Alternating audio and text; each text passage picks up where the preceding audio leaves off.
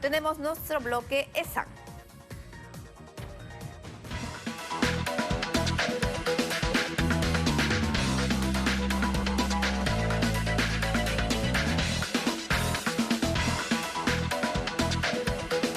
Para nadie es un secreto que el sector de turismo fue uno de los más golpeados durante los 2 primeros años de la pandemia, pero los problemas continúan. Así que vamos a hablar sobre la situación con el profesor Otto Regalado, profesor de ESAN, porque las cifras que se están manejando son de alarma, porque habría 25.000 empresas del sector turismo que podrían quebrar. Otto, muy buenas tardes, gracias por estar con nosotros aquí en Contacto. Buenas tardes, Pilar, un gusto saludarte. Bueno, cuéntanos cuál es la situación crítica de estas empresas y por qué estarían en esta situación. Mira, acá hay una situación muy particular en el sector turismo, Pilar, que se presenta desde el inicio de la pandemia, ¿no?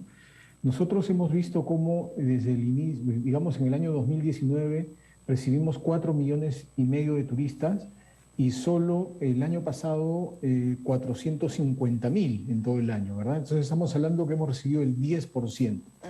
Digamos, de turistas a los que estábamos acostumbrados a recibir. Imagínate el impacto, ¿no es cierto?, en el empleo y evidentemente en las empresas que de alguna manera se endeudaron con los diferentes programas que el gobierno otorgó para, digamos, facilitar la continuidad de las operaciones, esperando, teniendo un periodo de gracia y esperando recuperarse después de 2 años, ¿no? Lo concreto es que a la fecha, si bien el sector ha sido declarado en emergencia este último 9 de abril, a la fecha no se tienen medidas y no sabemos, ¿no?, cuáles son las medidas que van a tomar.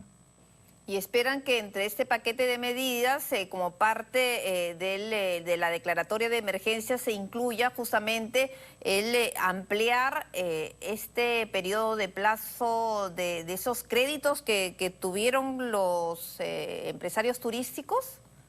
Esa es la idea, esa es la petición del sector. Sin embargo, ya dijeron en el MEF que no lo iban a hacer. O sea, mi sugerencia es, evidentemente no podemos tratar a todos por igual. Probablemente hay empresas que sí se han diversificado, hay empresas que han seguido operando, han cambiado probablemente segmento y sí están operando, ¿no? Y hay otras empresas que probablemente no lo hayan hecho. Entonces, si nosotros analizamos la situación actual de cada una de las empresas y las volvemos a evaluar desde un punto de vista financiero, crediticio, probablemente muchas de ellas ya no cumplan con los requisitos, ¿verdad? Entonces, lo que yo propondría es, evidentemente, evaluar cada caso, caso por caso, y ver qué condiciones se pueden hacer para, digamos, refinanciar, porque también eso trae consecuencias en la calificación crediticia de las empresas, un refinanciamiento, ¿verdad? ¿Y por cuánto tiempo más estarían planteando esta ampliación del plazo? Mira, la petición, sin duda ellos van a querer extender el mayor tiempo posible. Si el gobierno habla de haber declarado en emergencia todo el 2022, deberíamos esperar que hasta el 2023, por lo menos, se extienda este periodo de gracia. Periodo de gracia. Ahora, paralelo a ese tema, habría que verdaderamente reactivar el sector, porque ¿de qué sirve, no es cierto, ir postergando los periodos de gracia si no vamos a reactivar el sector? Ahora, ¿qué faltaría? ¿Qué faltaría? Antes de qué faltaría, esas 25.000 empresas, ¿a cuántos peruanos dan empleo? Bueno, acá es importante hacer referencia. El primer año de pandemia se perdieron cerca de 1 millón de empleos, ¿ok? Las cifras que se manejaron, las estimaciones eran como 800.000 entre empleos directos e indirectos, pero en el fondo se perdieron mucho más de lo que nosotros habíamos estimado. Entonces, imagínate estas 25.000 empresas, ¿no? Si son pequeñas empresas en el sector, podríamos hablar de unos 25.000 empleos que estarían, 250.000 empleos que estarían afectándose adicionalmente a los empleos que ya se han perdido, ¿no? Y eso, por supuesto, va a tener un impacto en la economía nacional. Fuerte, pues, ¿no? En medio de esta crisis, además.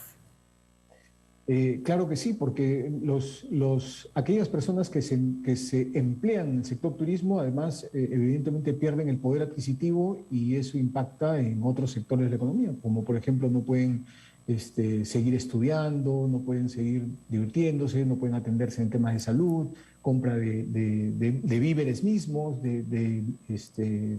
digamos, vestido, entre otros gastos que las personas tenemos en el día a día, ¿verdad? Claro, pero están los operadores turísticos y todos los otros rubros relacionados a esta industria sin chimenea que genera pues esta cantidad de empleo que has dicho a 250.000 personas. Y la preocupación va más allá, ¿no? Porque si bien, como decía hace un momento, se ha declarado el sector en turismo, es decir, se reconoce que el sector está pasando por un momento crítico. Y eso ha sido en abril. Y ha pasado, mira, estamos mayo y no se han anunciado las medidas concretas. Un mes, ¿no es cierto? Y lo que estamos viendo es que el flujo de turistas que debería llegar, que debería incrementarse poco a poco, no está sucediendo. Y hace poco leímos unas noticias que el primer trimestre el país había recibido 600% más que el número de turistas que llegaron el primer trimestre del año 2021, ¿verdad? Entonces, cuando comunicamos de esa manera, habría que ver cuál es el trasfondo, ¿no? A quién queremos engañar, a quién queremos sorprender diciendo, mira, que han venido 6 veces más la cantidad de turistas, ¿no es cierto?, que han llegado con respecto al año pasado. Claro, pero el año pasado estábamos con la pandemia, con los contagios. En efecto, eso es una falacia. Deberíamos comparar con el año 2019, ¿no? Con la época de prepandemia, que era, tú lo has dicho, ¿no? La cantidad de personas, 4 millones de visitantes. Los 2 últimos años previos a la pandemia recibimos 4,5 millones, cerca de 4 millones de turistas, ¿no? Entonces, el problema es cuando no queremos decir las cosas con sinceridad y tratamos de decir, miren, nos estamos recuperando, hemos llegado a el 600%, ¿no? Cuando sabemos que esto no es verdad. Pues, claro, no es verdad. Es luego de tremenda caída y bueno, cualquier movimiento va a significar un crecimiento, entre comillas, importante.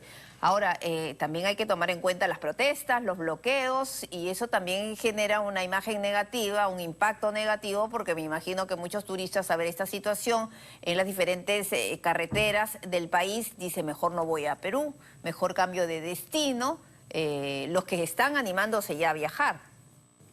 Claro, Cusco y Machu Picchu evidentemente son un imán muy importante, ¿no? Como hablamos nosotros, es un ancla que atrae mucho. Igualmente la gastronomía, ¿no? Tenemos un gran reconocimiento por la gastronomía y la verdad las personas siguen motivadas en venir a Perú. Pero las condiciones que bien ha señalado, pues eso no ayuda, ¿no? Los paros de los controladores aéreos, las protestas en Cusco, las distintas protestas, la inseguridad ciudadana, ¿no es cierto? Eso no contribuye a que se establezca un sentido de paz que sea necesario pues, para atraer más visitantes y que nuestro país siga teniendo de alguna manera más oportunidades de salir y atraer, ¿no es cierto?, a turistas de diferentes lugares del mundo, ¿no? Y hasta la inestabilidad política y jurídica, eso genera pues también un impacto negativo en este sector, que es tan sensible como bien comentas.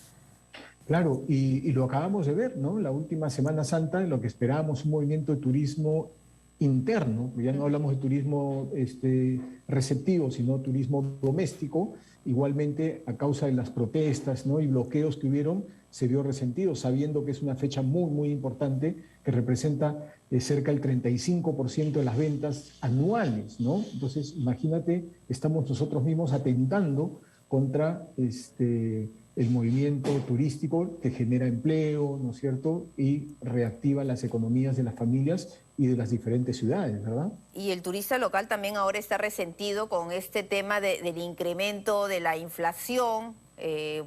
Si tenía previsto viajar luego de haberse mantenido cuidándose de casi 2 años, de repente ahora hasta también un poco como que la piensa 2 veces porque la situación también está difícil.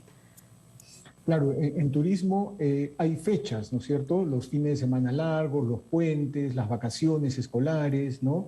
Después de la campaña de Semana Santa viene 28 de julio, ¿no? Esperemos que para 28 de julio haya una recuperación y pueda haber un movimiento en el sector para que las empresas que nuevamente están endeudadas y tienen que afrontar estos pagos, ¿no es cierto?, puedan cumplir también con ese tipo de obligaciones, ¿verdad? Y más o menos en promedio, ¿de cuánto estamos hablando en dinero? ¿Cuánto es este monto que entregó Reactiva para este sector? Mira, lo que sucede es que tenemos diferentes programas, ¿no? Las grandes empresas recibieron Reactiva Perú, ¿no? Luego el FAE, los FAEs, el FAE Pymes y el FAE Turismo, ¿no? Entonces, si estábamos hablando más o menos unos 5 millones, un poco más, en solo FAE Turismo, ¿no? Entonces, habría que sumar las otras cantidades y diversificarlas por cada uno de los sectores, ¿no? Claro. Bueno, ojalá que se haga algo, ¿no? Y esperar que se anuncien estas medidas, porque ¿para qué se va a declarar un sector en emergencia solamente para satisfacer en apariencia a un sector, pero no se actúa, y eso es algo que preocupa? Seguramente vamos a esperar algunas exoneraciones tributarias, ¿no? Y algunas facilidades para que las empresas puedan reactivarse. Pero nuevamente, ¿no? Si no trabajamos en paralelo, el otro lado, dando seguridad, dando confianza al inversionista, ¿no? Es solamente prolongar y prolongar y prolongar la quiebra de estas empresas, ¿no? Que muchas de ellas ya cerraron y evidentemente hay otras que están, como habíamos dicho, estas 25.000 estaban en riesgo, ¿no? Ser las próximas probablemente a salir del mercado, lamentablemente. Imagínate la cantidad de graduados de las carreras de turismo, ¿no es cierto? Los estudiantes de turismo, ¿dónde se van a emplear en los próximos años, verdad? Así es, todo es un círculo vicioso, negativo. Muchísimas gracias, Otto, por la entrevista. Encantado, Pilar. Un gusto saludarte. Y de esta manera cerramos nuestro bloque SAN.